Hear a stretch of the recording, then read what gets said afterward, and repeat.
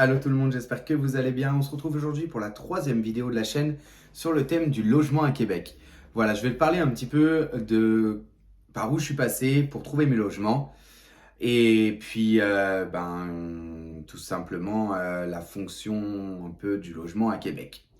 Voilà, donc il faut savoir que moi j'ai décidé de trouver mon logement avant d'arriver à Québec. Il y a des personnes qui le font sur place, qui se font un Airbnb et pendant 1 ou 2 semaines, le temps de chercher quelque chose sur place et de trouver leur logement réellement pour faire des vraies visites. Moi, je me suis dit, j'avais trop peur. Je me suis dit, il faut quand même que j'ai un chez moi. Je peux pas me permettre d'arriver, d'avoir un Airbnb et d'avoir un temps compté, entre guillemets, pour avoir un appartement. Donc, j'ai fait ça via la France. Donc, j'ai regardé sur pas mal de sites. Avec mes meilleurs amis, on s'est occupé de tout ça.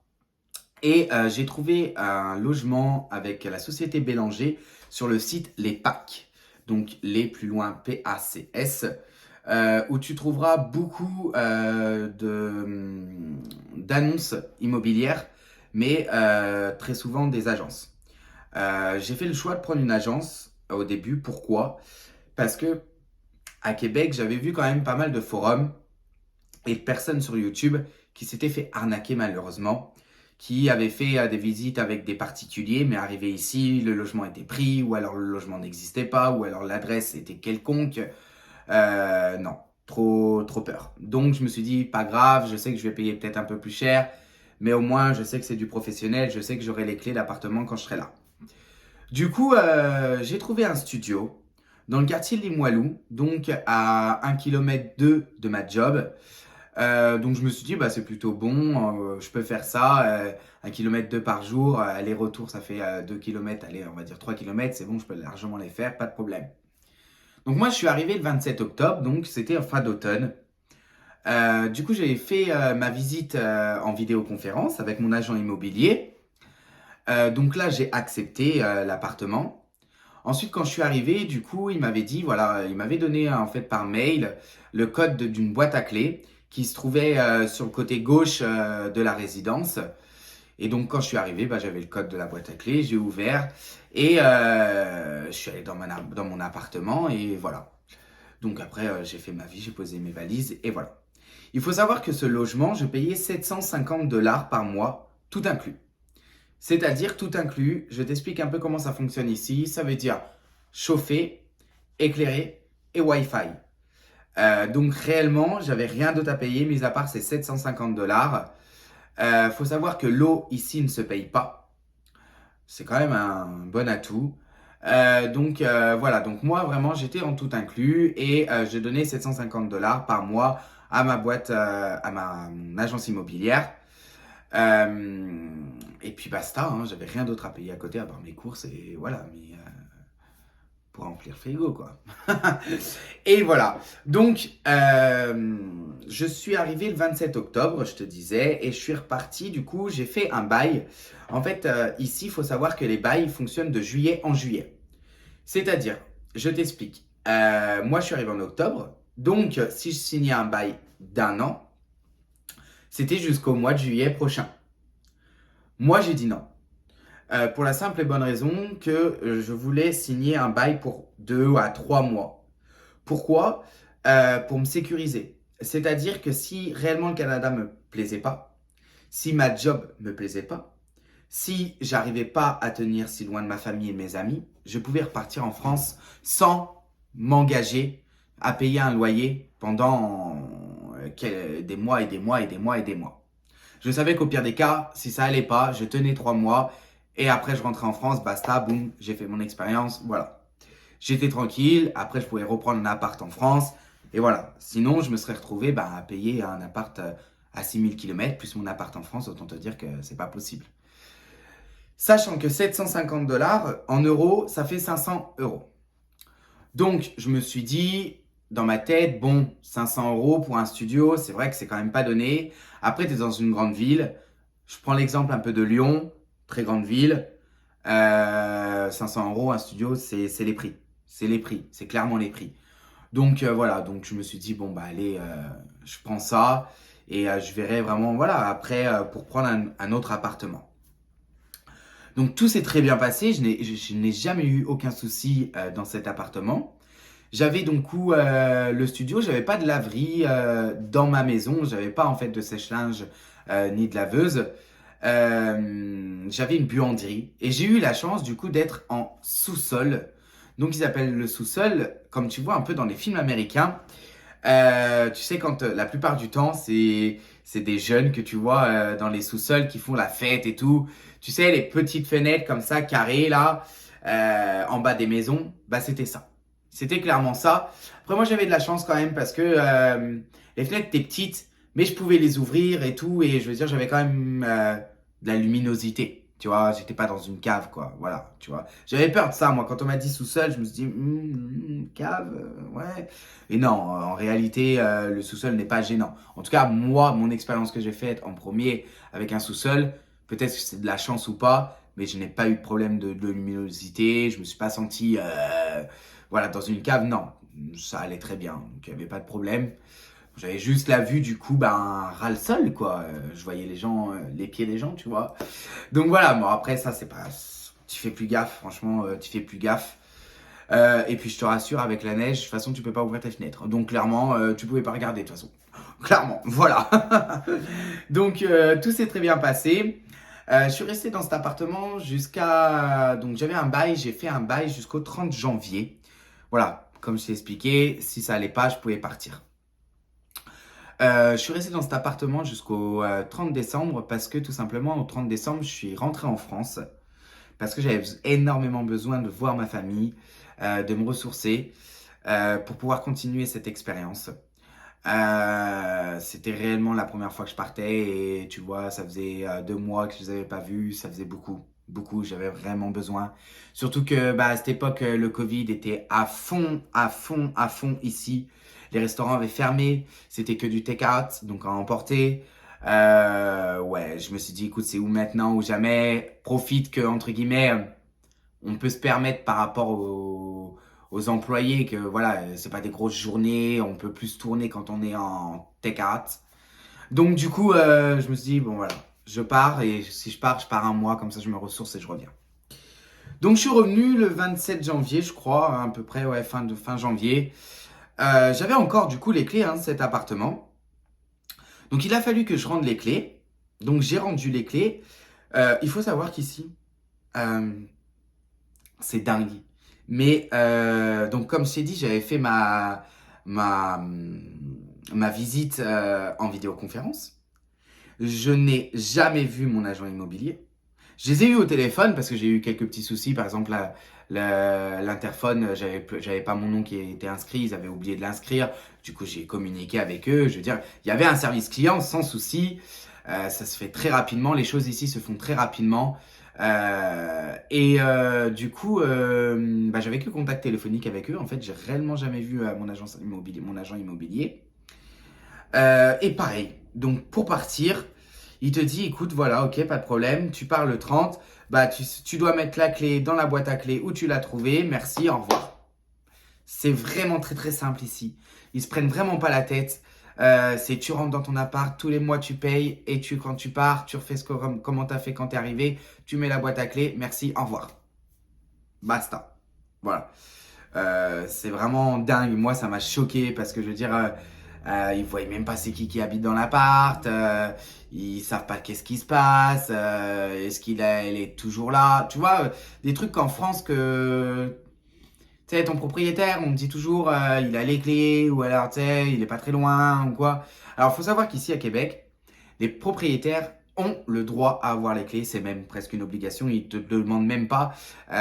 Chaque propriétaire gardera toujours la clé de ton appartement. Voilà. Ici, c'est comme ça que ça marche pour la simple et bonne raison, en cas de sécurité.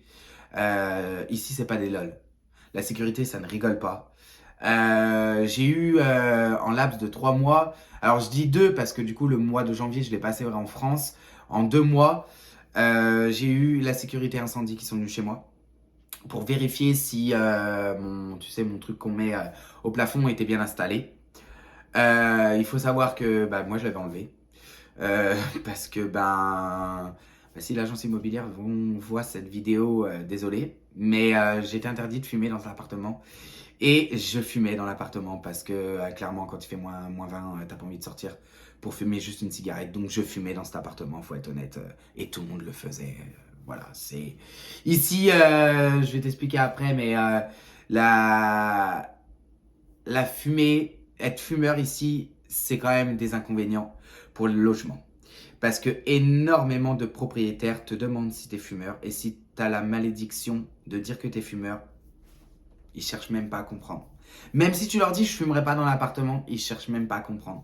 Donc franchement, un petit conseil, pour l'avoir fait, dis que t'es pas fumeur.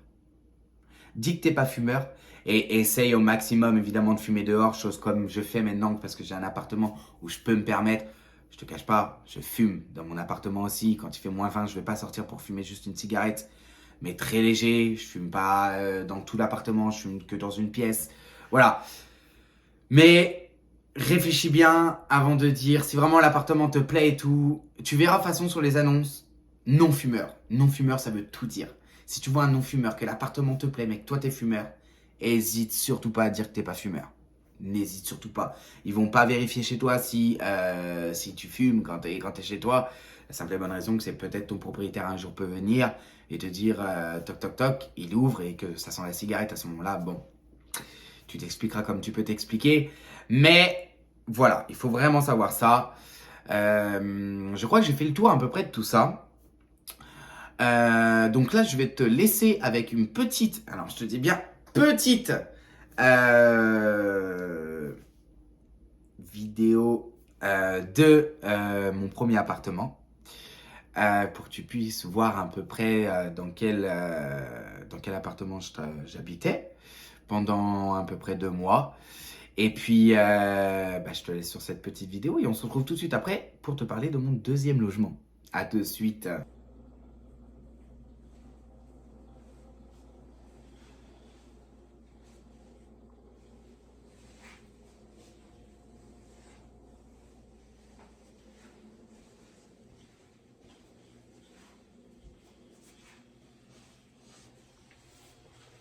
Alors, qu'est-ce que tu en as pensé? Rapide, hein? Très rapide, hein? Après, voilà, c'est vraiment quelque chose. Moi, c'était vraiment dur au début et au final, c'est quand même tout inclus. J'avais vraiment juste à poser mes valises et c'est ça que je voulais. Tu vois, il y avait tous les ustensiles, tout ce qu'il fallait pour cuisiner, tout ce qui fait la paix pour dormir. C'était vraiment tout, tout, tout, tout, tout. Donc, moi, c'est ce qu'il me fallait. Et honnête, c'était pas l'appartement de rêve. Mais comme tu vois, il est quand même propre. C'est quand même des beaux meubles, du bel électro. Donc voilà, donc je me suis dit, bon, allez, c'est bon, on fait comme ça. Et voilà, tu vois. Voilà. Donc maintenant, je vais te parler de mon deuxième logement que j'ai actuellement, d'où je te parle et je te fais ces vidéos.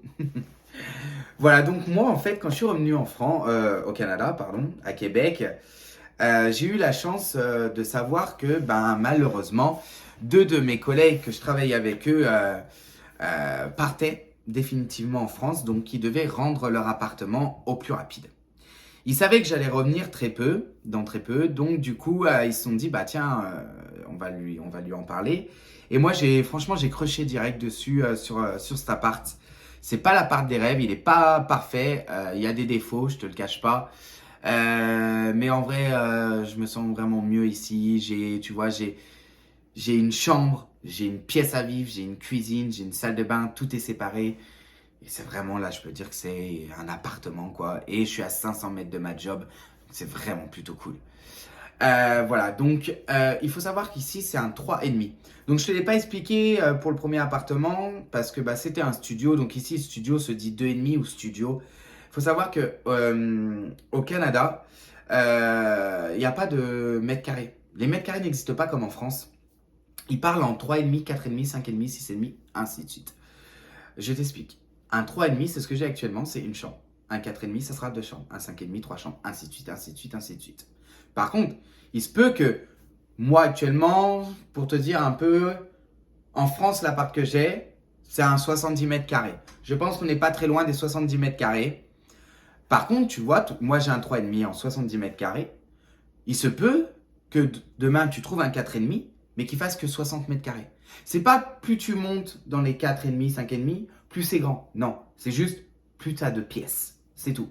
Voilà. Donc vraiment, pour la grandeur, à toi de voir si tu es vraiment français et que tu veux quand même savoir à peu près la grandeur. Tu peux leur demander. Ils savent quand même que les Français, ils ont l'habitude de ça et qu'ils se fient à ça. Donc tu peux leur demander ouvertement, ils te l'expliqueront, ils le comprennent ce que c'est un mètre carré. Sauf qu'ici, ça ne se calcule pas comme ça. Voilà. Donc pour donner un ordre d'idée, actuellement, je paye 565 $, mais rien n'est inclus. C'est-à-dire que je paye 565 $ que je donne à mon propriétaire tous les mois. À côté de ça, je dois payer l'électricité, le chauffage et le Wi-Fi. Donc, il faut savoir que l'eau ne se paye pas au Canada, du moins à Québec. Je ne suis pas sûr qu'après dans les autres provinces, mais je crois que si. Mais en tout cas, à Québec, l'eau ne se paye pas. Donc, on appelle ça l'hydro, c'est-à-dire le chauffage et l'électricité. Je paye à peu près, pour donner un ordre d'idée, 50 $ par mois. Donc, ça fait à peu près 35 €. Et des bananes, tu vois. Donc, je trouve ça très, très correct. Vraiment. Parce qu'au final, on est un pays quand même qu'on chauffe énormément.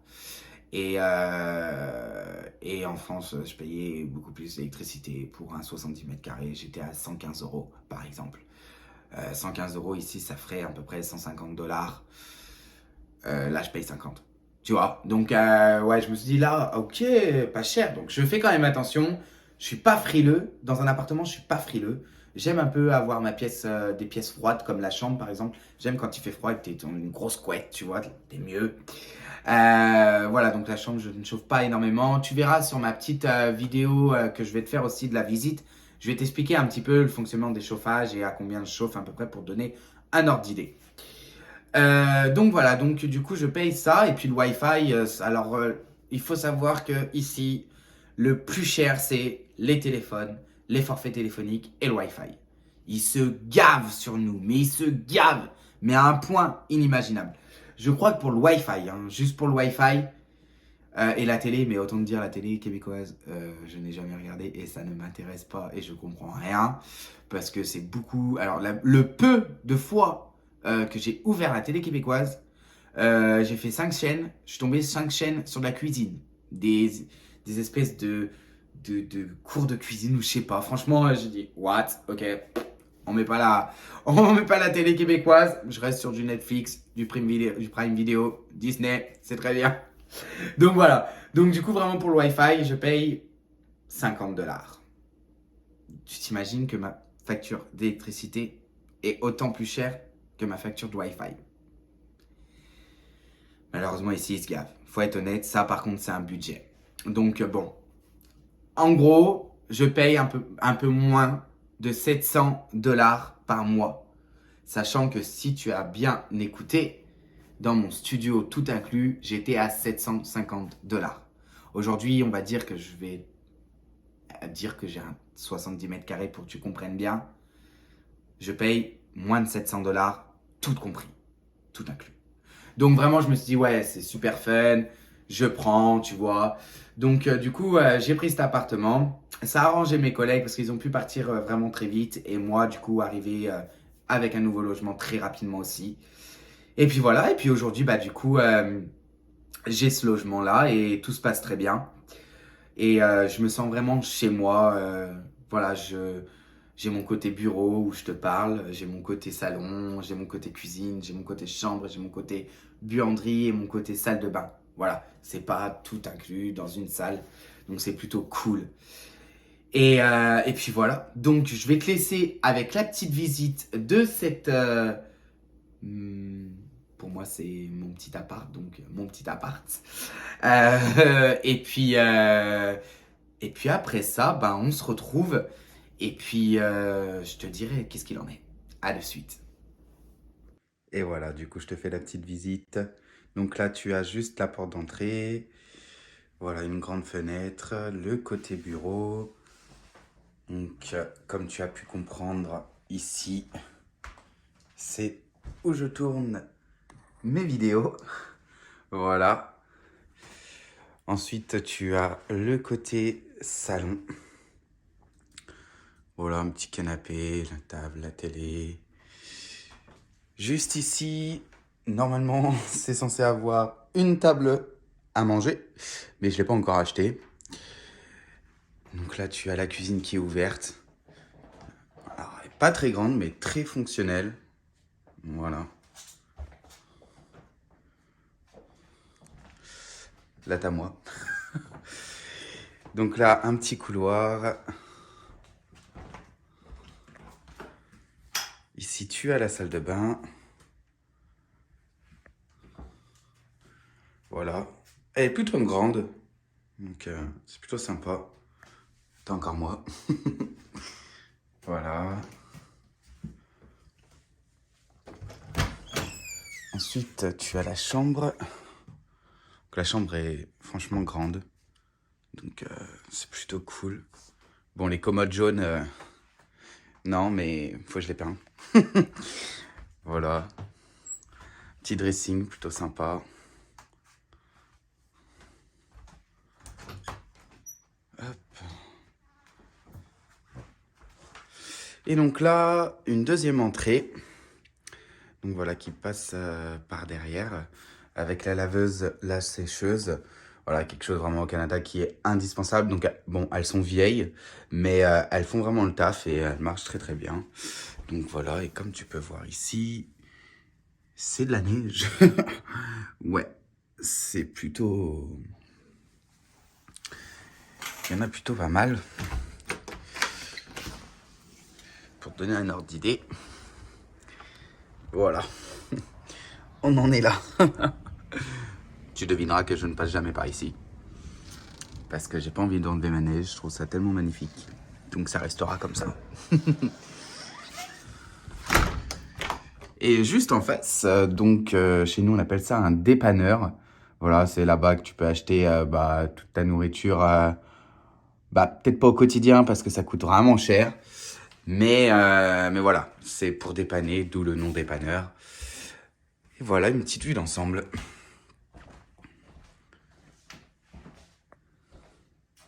Pour répondre à certaines personnes qui me demandent, voilà, les radiateurs ici au Canada sont la plupart du temps comme ça. Voilà, le long du mur et en bas du mur. Et à chaque pièce a son radiateur respectif avec son thermostat. Voilà. Vous voyez, là, je suis à 22 pour donc mon salon, ma cuisine, hop, et la salle à manger. Voilà. Honnêtement, beaucoup de personnes me disent, m'ont dit, tu dois te les cailler. Non. Franchement, pour être honnête, regardez, je suis en short, t-shirt. Je suis vraiment bien. 22 pour moi, c'est très bien. Alors oui, le soir, je l'augmente un tout petit peu, mais je dépasse pas les 24. Et franchement, ça suffit pour cette pièce, vraiment. Et pareil, donc dans la salle de bain aussi, tu retrouves aussi un petit radiateur comme ça, voilà, qui est au sol aussi, avec son thermostat. Là, tu vois, salle de bain, je suis à 17. C'est vraiment histoire de, quand je vais prendre ma douche, je vais le monter un petit peu le temps que, parce que ça chauffe quand même plutôt rapidement. Et aussi, petite anecdote, du coup, au Canada, faut savoir que euh, pourquoi? Mais les baignoires sont vraiment basses. Voilà, tu vois, mon genou, c'est un peu, allez, on va dire 10 centimètres au-dessous du genou. Et les toilettes, c'est pareil. Voilà, j'ai remarqué ça. Et c'est vrai que je me suis dit, ouais, c'est bizarre. Mais en fin de compte, c'est vraiment cool parce que tu rentres facilement et tu sors facilement de ta baignoire. Et les toilettes, bon, voilà, c'est comme ça. Après, voilà. C'est encore moi. Et puis donc voilà, donc là la chambre, pareil. Bon, la chambre, je la mets à 21. Pourquoi? Moi, je suis plutôt quelqu'un qui aime avoir un peu froid et avoir une grosse couette. Donc voilà, après, ça m'arrive de l'augmenter aussi. Mais 21, je trouve que c'est plutôt bien. Et puis, pareil, tu retrouves le radiateur comme ça en bas. Voilà, donc c'est pour la chambre. Et tu as le même aussi encore ici. Voilà. Donc vraiment, chaque pièce a son radiateur avec son thermostat. Et c'est plutôt cool. Voilà. Alors, qu'est-ce que t'en as pensé? Plus grand, hein? Et mieux quand même, hein? Il est pas parfait, je te l'avoue. Mais c'est quand même beaucoup mieux. Et pour le prix, franchement, y a pas grand-chose à dire. Bon, t'as vu quand même les commodes jaunes dans la chambre? C'est affreux, hein? On est d'accord? J'ai pas le temps de les peindre. J'ai la peinture, je veux les peindre en grise, mais j'ai pas le temps. Faut que je prenne le temps de le faire parce que c'est quand même très très jaune. Bon, voilà, alors du coup, on va se quitter pour cette vidéo. J'espère réellement qu'elle t'aura plu. On se retrouve très prochainement, fin de semaine. Je pense que je posterai la vidéo sur le travail à Québec. On en vient, ça y est, ça va être une très longue vidéo. Donc je pense que je vais la faire en 2 parties parce que réellement c'est la chose où je veux absolument être le plus franc, le plus cash.